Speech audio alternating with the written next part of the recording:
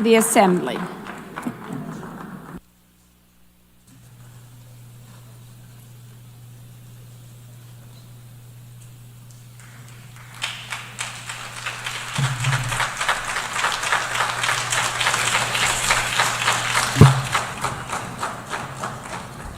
Thank you, Madam President, Mr. Secretary General, Excellencies, ladies and gentlemen.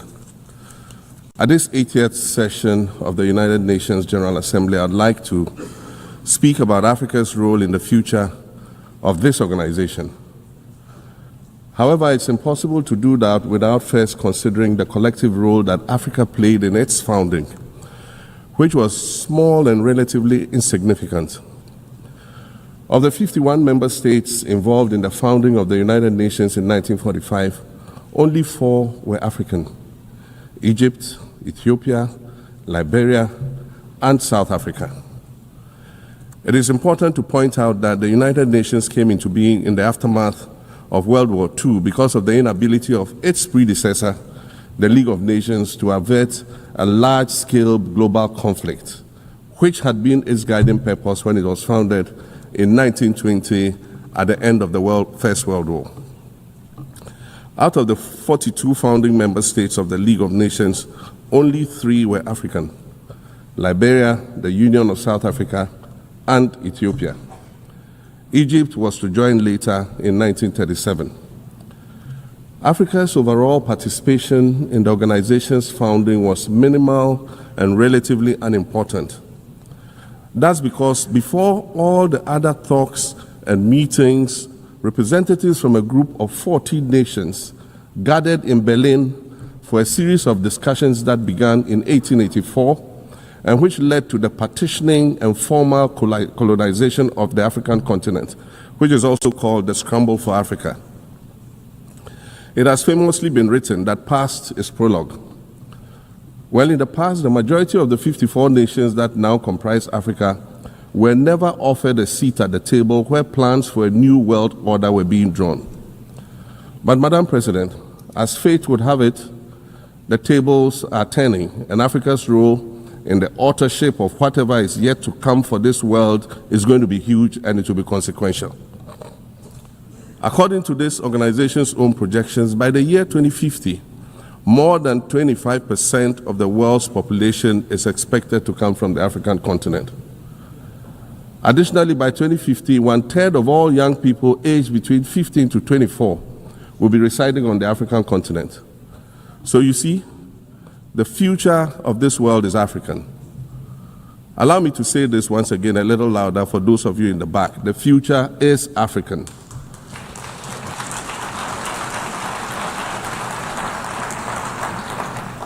Already today, Africa is a catalyst for human potential and development, as well as for economic reform and ecological stability. Africa is a catalyst for systemic change.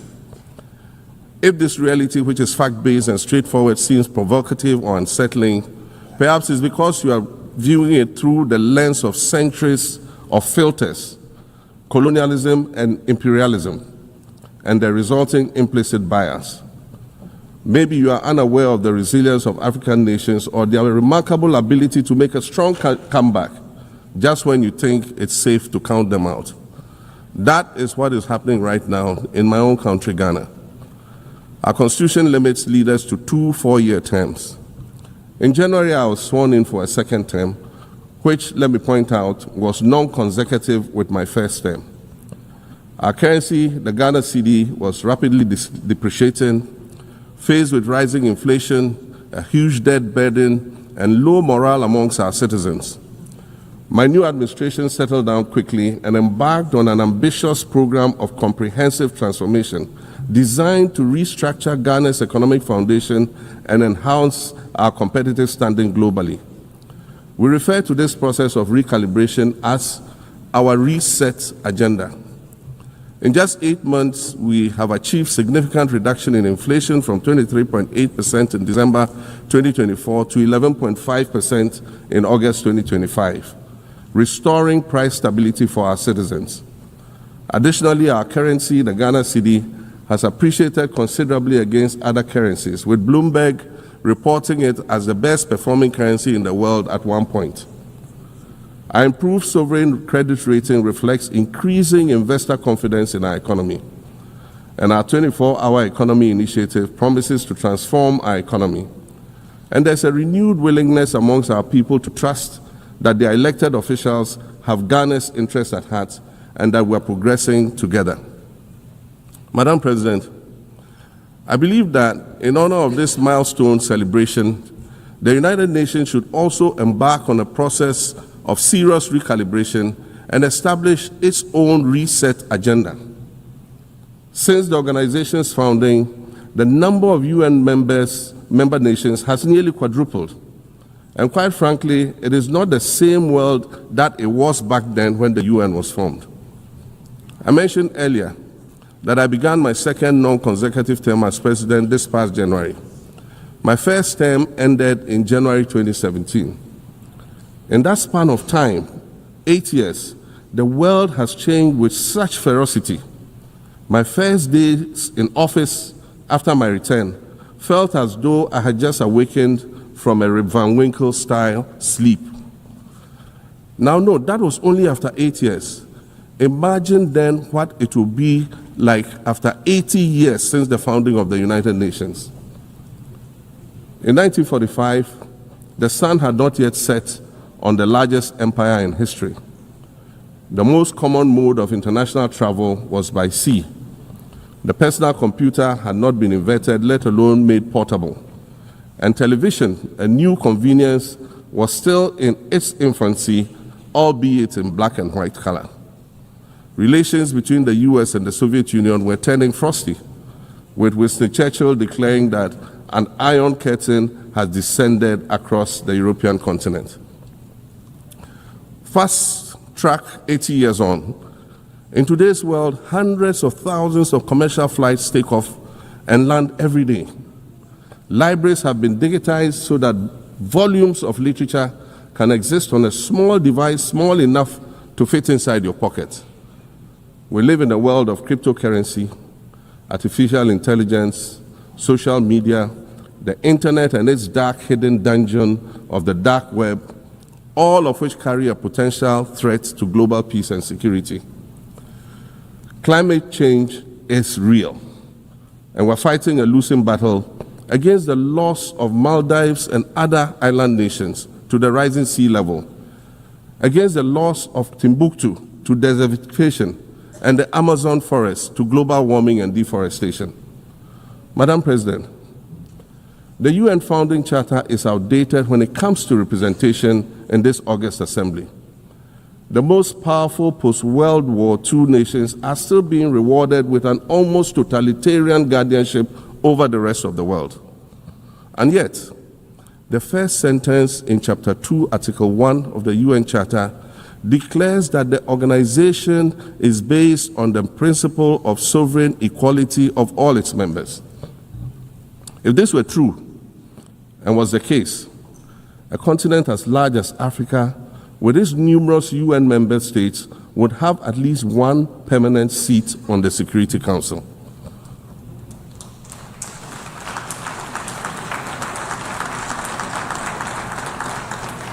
Furthermore, we believe that veto power should not be restricted to only 5 nations, nor should it be absolute. There must be a mechanism in this House for the General Assembly to challenge a veto. No single nation should be able to exercise an absolute veto to serve its own interests in a dispute. In 1995, during the 50th anniversary of the United Nations, Nelson Mandela stood in this very spot, and he said, "The United Nations has to reassess its role, redefine its profile, and reshape its structures. It should truly reflect the diversity of our universe and ensure equity among the nations in the exercise of power within the system of international relations in general and the Security Council in particular." I close quotations. 30 years later, we African leaders are still making the same simple request for a permanent seat on the Security Council with the power of a veto. So today, Madam President, I stand here in this exact spot and ask the world, if not now, then when? We demand not only a reform of the Security Council, but also a reset of the global financial architecture, which is currently rigged against Africa. Africa must have a greater say in the world's multilateral financial institutions. And while I'm making requests, I'd like to call for the removal of the blockade on Cuba. As Dr. Kwame Nkrumah, our nation's founder, famously said, we seek to be friends with all and enemies to none. The Cuban people shed their blood on African soil in the fight against apartheid. And indeed, Cuba has been and continues to be a faithful friend of Africa. You see, the very fact that I can stand here and ask these things and say these things, and the fact that all nations can ostensibly gather here to address critical global issues, air our grievances, and express our concerns, that is what makes the survival of this organization so important. In every old city or village, you'll find a town square, or a courtyard, or a plaza that once served as a gathering space for the citizens of the community and their leaders. Meetings and celebrations were held there, as were trials and elections. And these were spaces that brought people together and held them together as a community. Sadly, time and technology have eroded these spaces. Madam President, in many ways, the United Nations is the proverbial town square of our modern global village. And it has never been more critical for us to protect this one space that brings and holds the world nations together as a community. The internet, social media platforms, and artificial intelligence offer us the illusion of connectivity, when in fact what they do is reinforce isolation by using algorithms that ensure that we do not receive new ideas and perspectives, but rather more of the same content. We are served alternative facts and manipulated images, making it easy to disseminate disinformation and sow seeds of division amongst communities. Madam President, these are dangerous times. Our world is currently experiencing a rise in nationalism and economic instability. There's a general breakdown of multilateralism. Various acts of aggression have been committed against the sovereignty of others, and nations are attempting to circumvent the very safeguards that were put in place to prevent large-scale global conflict. These conditions are all too similar to the ones that led to the League of Nations' failure in fulfilling its mandate. The denial of visas to President Abbas and the Palestinian delegation sets a bad precedent and should be deeply worrying to all member nations of the United Nations. Ghana recognized the state of Palestine in 1988 and supported a two-state solution to the conflict since then. And I say, contrary to the claims of some, a two-state solution would not be a reward for Hamas. It would rather be a reprieve for the hundreds of thousands of innocent women and children and people who are facing collective punishment and forced starvation for no reason other than the fact that they are Palestinian. For nearly 2 years and for the fear of reprisals, we here in this General Assembly have been playing hide and seek with language to find the right words to help us avoid or excuse what we all know is taking place in Gaza. But here's the thing, it doesn't matter what you call it. If it looks like a duck, it swims like a duck, and quacks like a duck, well, then it must be a duck. The crimes in Gaza must stop.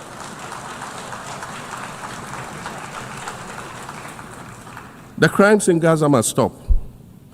Madam President, I also want to draw particular attention to the conflict in Sudan, which this body has described as the world's largest humanitarian crisis. 12 million people have had to flee their homes. And when we speak of migration, we refer to the 12 million new Sudanese refugees, whom we as a global community should be willing to assist in much the same way that many member nations readily assisted new refugees coming out of Ukraine. Let's dispense with the euphemisms and dog whistles and speak frankly.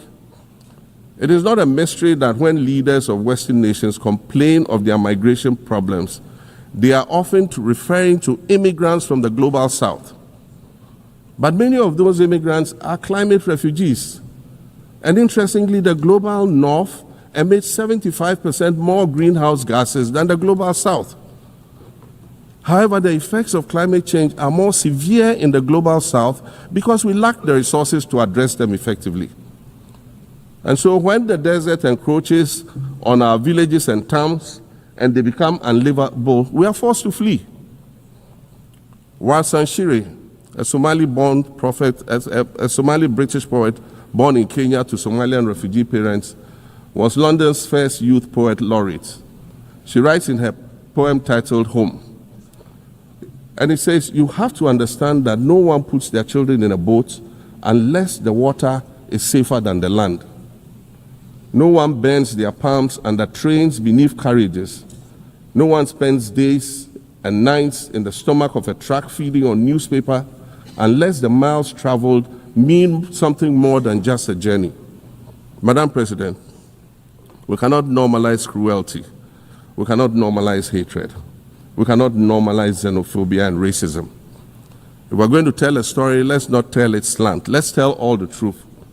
When we speak of migrants, we speak of Mami Ewusi Mensah Frimpong, a judge on the U.S. District Court for the Central District of California. She's the first black female judge on any of California's 4 federal district courts. She was born here in America to immigrant parents from Ghana. We speak of Peter Bosman, a medical doctor in Ghana who moved to the town of Piran in Slovenia in the 1980s and later became the first black mayor of Piran, the first black mayor in Slovenia and in the whole of Eastern Europe. We speak of T. Michael, the iconic Ghanaian Norwegian artist and designer. And of course, we speak of the late Kofi Annan, former United Nations Secretary General.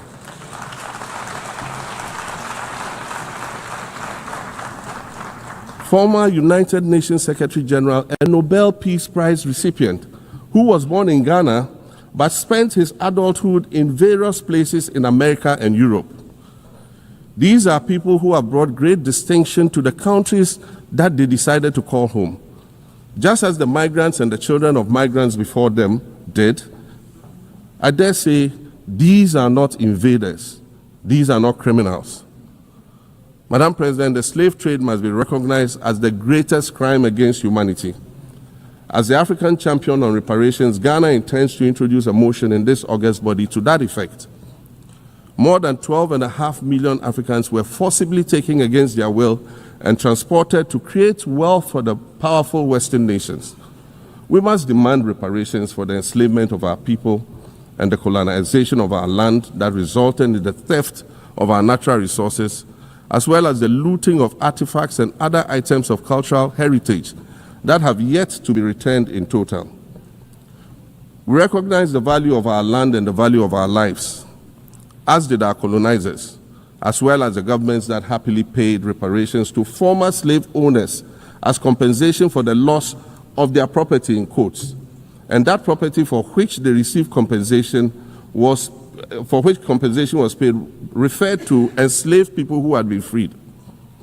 Madam President, an increasingly insecure world is witnessing upward spending on defense budgets of bilateral partners and steep cuts in official development assistance. Since July 2024, it is estimated that there's been a 40% drop in humanitarian aid globally. In this era of global uncertainty, Africa must exercise sovereignty over its natural resources to raise the necessary funds to ensure the well-being of its citizens. The days of parceling out vast concession areas to foreign interests for exploitation must come to an end. We'll continue to welcome foreign investment, but we must negotiate better for a bigger share of the natural resources that belong to us. And we must insist on value addition to these resources. We're tired of the continued image of poverty-stricken, disease-ridden rural communities living at the periphery of huge foreign-controlled natural resource concession areas. We're tired of having people extract the most they can from us and in return offer us the very least by way of respect, consideration, and dignity. We're tired of not being represented in ways that reveal the richness and complexity of our history or acknowledge all that we have overcome to arrive here in this liminal space of untold possibilities. Allow me to echo the Indian-American writer Arundhati Roy, who wrote, "Another world is not only possible, she is on her way. On a quiet day, I can hear her briefing." I want to add that for the sake of Africa, and quite selfishly for the sake of my 18-year-old daughter, I hope that this new world that is arriving is a place of safety and equality for women and girls. To succeed, we must empower everyone, including women and girls, to reach their full potential. In closing, Madam President, I'd like to congratulate you on your election to preside over this historic 80th General Assembly and on being the 5th woman to hold this distinction.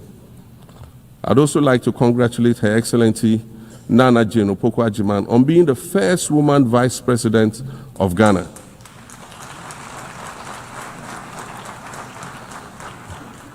Now every Ghanaian girl knows the heights to which she can ascend. Words matter, but issues of representation matter even more, which is why Ghana looks forward to the appointment of a woman as Secretary General of this organization in the near future. Madam President, Your Excellencies, I thank you for your kind attention.